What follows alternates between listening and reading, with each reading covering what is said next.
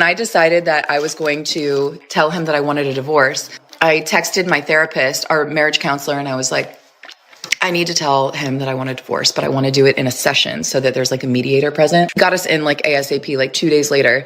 And I walked in knowing that I was going to ask for a divorce. And so we sit down in our session. It's like really tense, really awkward. My ex was sitting there like, so why do we have an emergency session? The therapist was like, Jamie, do you want to start?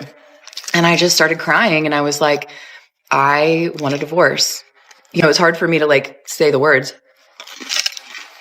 I was like, I'm done. I want a divorce.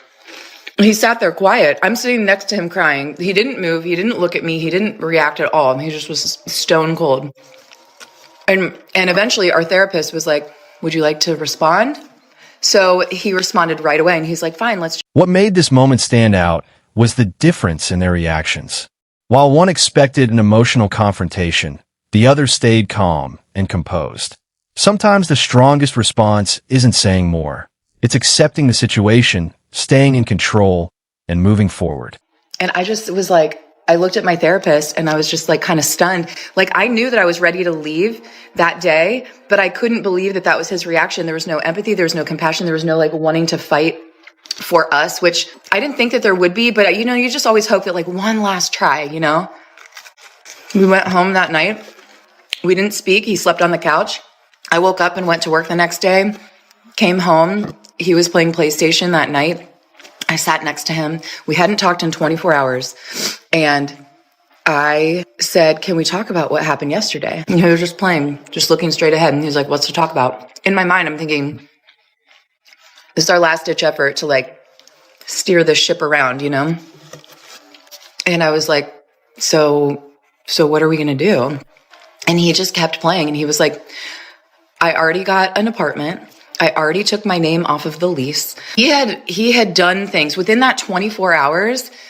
He had opened up the filing folder of his single man life and went ahead and. She divorced her husband, expecting an emotional reaction.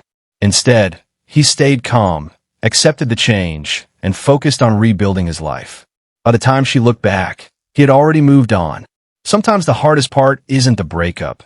It's realizing someone else has already closed that chapter. A 12-year marriage because she had ChatGPT analyze her husband's coffee grounds, and it told her that he was cheating. I only wish I was kidding. According to Greek City Times, she snapped a pic of her husband's leftover coffee grounds in the bottom of his mug, uploaded it to ChatGPT, and asked the AI to read them like some sort of cheater, with a younger woman whose name starts with the letter E. But the wife was not playing around. Told him to leave, told the kids that mom and dad are getting divorced, and when the husband refused to accept this separation, she hit him with chatbot reading your coffee mug is the final straw. The coffee ground, it's not a psychic, it's not a therapist, and it's not even an expert. I'm going to actually post this because this is super vulnerable for me, and I'm a pretty open person. But earlier this year, I told my husband I wanted a divorce. And this would probably shock a lot of my friends and my family because I hadn't told anybody, okay? I walked myself through the logistics of where would I live, how would we split the time with the kids, who gets the dog, where all of those things, okay? Had a full breakdown. I feel like I have been searching for something in my relationship that we don't have for the whole time we've been married, which has been 10 years. There is not a single thing about my husband in and of himself that I do not love. Let me be very clear about that. He is the most self-disciplined, loyal, hardworking, good person that you could meet on this planet. And that is probably the reason why I have not left. Okay? Our relationship and what my expectations are for my marriage and what they always happen are not met, right? Which I don't know if anybody's are. The reason that pushed me to even bring up divorce and talk about it was the fact that I feel like I can't be myself. She has a loving family and a loyal, hardworking husband, yet she still feels something is missing.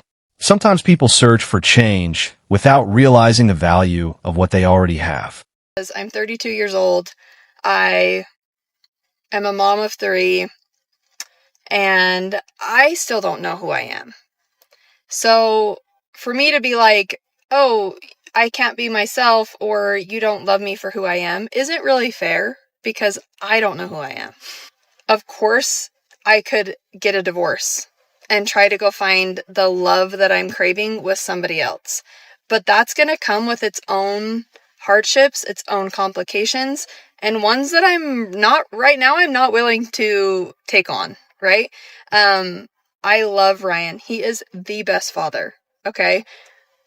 I just need to learn how to explain what I need from him in our relationship, and he needs to be able to give that, and I need to be doing the same for him so that we can both, like, in 10 years from now, in the next 10 years, look back and say, like, we put in the work and we finally have the marriage and the relationship that we have always wanted.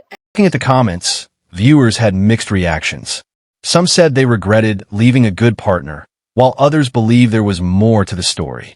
The discussion shows how differently people view relationships, balancing personal happiness, commitment, and family responsibilities.